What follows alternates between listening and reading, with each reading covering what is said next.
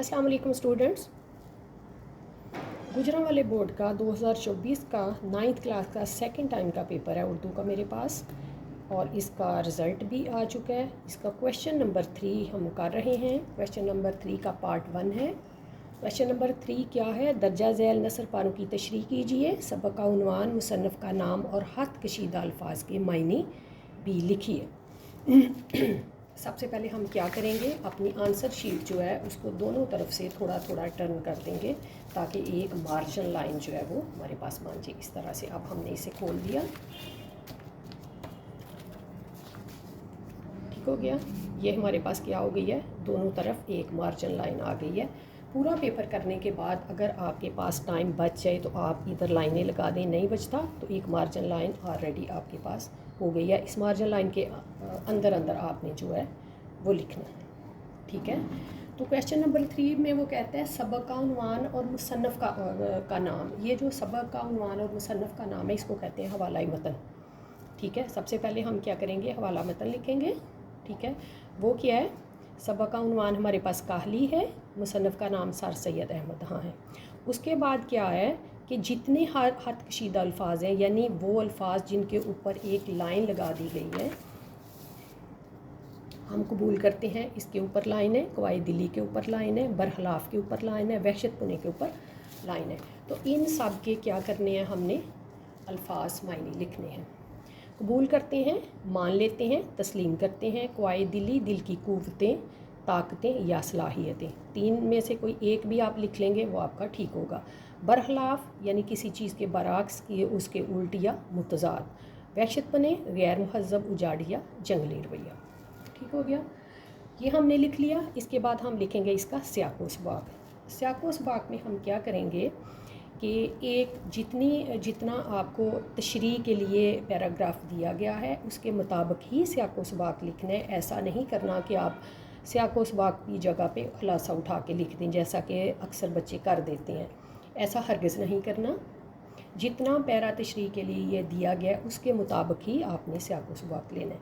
मैंने ये एक पैरा जो है वो ऐसा तैयार कर दिया है कि काहली में से कोई भी पैरा तशरीह के लिए आता है, आप ये सियाक़ो सबाक़ वहाँ लिख सकते हैं। तो सियाक़ो सबाक़ में मैंने क्या लिखा कि मुसन्नफ़ का कहना है कि लोग काहली के मफ़हूम को गलत समझते हैं। आम तौर पर यह समझा जाता है कि मेहनत ना करना काहली है। उन्हें इस बात की खबर ही नहीं है कि दरअसल दिली कवा को बेकार छोड़ देना सबसे बड़ी काहली है। मेहनत मजदूरी करने वाले लोग बहुत कम काहल होते हैं। सख्त तरीन काम करना उनकी तबीयत आसानी बन जाती है। ये भी सच है कि कम लोग तलीम में तरक्की हासिल करते हैं। हज़ार पढ़े लिखों में से शायद एक को ऐसा मौका मिलता होगा कि वह अपनी तलीम को और अपनी अक्ल को काम में लाए। लेकिन अगर इंसान आरिज़ी ज़रूरतों का मुंतज़िर रहे और अपनी दिली क़ुव्वत को दिली कवा को यूं ही बेकार डाल दे तो वो काहल और वहशी बन जाता है।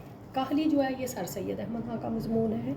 बच्चों ये बड़ा अहम मज़मून है। अगर आप पिछले 5 साल पेपर देखोगे तो आपको शायद ही कोई पेपर ऐसा नज़र आएगा जिसमें काहली से मुतल्लक़ पेपर में कुछ ना कुछ ज़रूर आया होगा।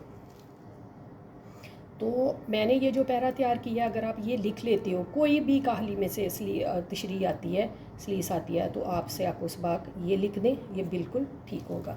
अब हम क्या करेंगे, इससे नीचे वाली लाइन में हम इसकी तशरीह शुरू करते हैं, ठीक है। तशरीह में वो क्या कह रहे हैं, हम कबूल करते हैं यानी हम मान लेते हैं, ठीक है। तो हम इस बात को मानते हैं कि हिंदुस्तान में रहने वाले लोगों को ऐसे मौके बहुत कम मैसर आते हैं जिनमें वो दिली क़ुव्वतों और समझ-बूझ की सलाहियतों को इस्तेमाल कर सकें, ठीक है। और बरखलाफ यानी इसके बरअक्स, इसके उल्ट, वलायतों में ख़ुसूसन इंग्लिस्तान में यानी यूरोप में और ख़ासकर इंग्लिस्तान में रहने वाले लोगों के लिए ऐसे मौके बहुत ज़्यादा हैं।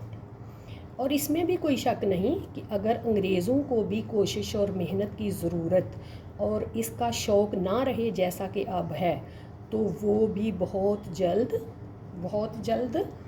वहशत पुने का शिकार हो जाएंगे। वहशत पुने का हमने क्या मायने लिया था, गैर मुहज़्ज़ब, तो वो भी गैर मुहज़्ज़ब हो जाएंगे। تو اس پیراگراف میں سر سید کہتے ہیں کہ ایک مہذب اور ترقی یافتہ قوم کے لیے ضروری ہے کہ وہ اپنی دل کی قوتوں اور سمجھ بوجھ کی صلاحیتوں کو استعمال میں لائیں. ٹھیک ہو گیا. اب کیا ہوتا ہے، آپ نے یہ کر لیا. اب جب سب ایگزامینر آپ کا یہ چیک کرے گا تو جو بورڈ کی ہدایت ہے اس کے وہ ہدایت یہ ہے، یہ دیکھیے کہ اگر امیدوار سیاق و سباق کے حوالے سے تشریح کرے تو اسے پورے 2 نمبر دیے جائیں. ٹھیک ہو گیا. ہم نے سیاق و سباق کے حوالے سے اس کی تشریح کی ہے تو پھر کیا ہوگا، یہاں کاہلی آپ کا ٹھیک ہے، وہ آپ کو یہاں دے گا 0.5 مارکس. سر سید ٹھیک ہے، یہاں بھی 0.5 مارکس. یہ ٹھیک ہے 0.5 مارکس. یہ ٹھیک ہے 0.5 مارکس. یہ بھی ٹھیک ہے 0.5 مارکس. یہ بھی ٹھیک ہے 0.5 مارکس. اب آپ کے اس طرح سے یہ جو مارکس ہیں یہ بن جاتے ہیں 3 مارکس ہیں آپ کے یہ. اب آپ کی رہ جاتی ہے تشریح، اور آپ نے سیاق و سباق کے حوالے سے لکھی ہے تو تشریح آپ نے ٹھیک کی ہے تو 2 مارکس نمبر جو ہیں وہ آپ کو یہاں بھی مل جاتے ہیں. ٹھیک ہو گیا. 3 یہ ہیں، 2 یہ ہیں، تو یہ ٹوٹل 5 نمبر کا آپ کا پیراگراف ہے. آپ کو پورے 5 نمبر ملتے ہیں.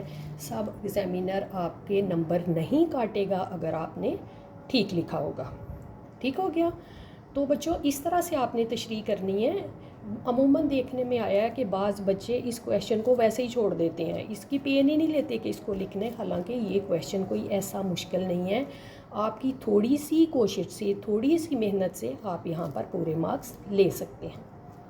نیکسٹ پیراگراف جو ہے وہ ہم اگلی ویڈیو میں آپ کے ساتھ شیئر کرتی ہوں. اگر آپ جیسے میں نے بتایا ہے ویسے ہی اس کو لکھتے ہیں، کوشش کریں املا کی غلطی نہ ہو، ہیں کی جگہ ہیں، اور جو گرامر کی غلطی ہیں وہ آپ نہ کریں. املا ٹھیک رکھیں، آپ کی جو رائٹنگ ہے وہ ٹھیک ہو تو انشاءاللہ آپ پورے مارکس لے لیں گے اگر آپ اس کو غور سے سنتے ہیں، پڑھتے ہیں اور اس پر عمل کرتے ہیں. Best of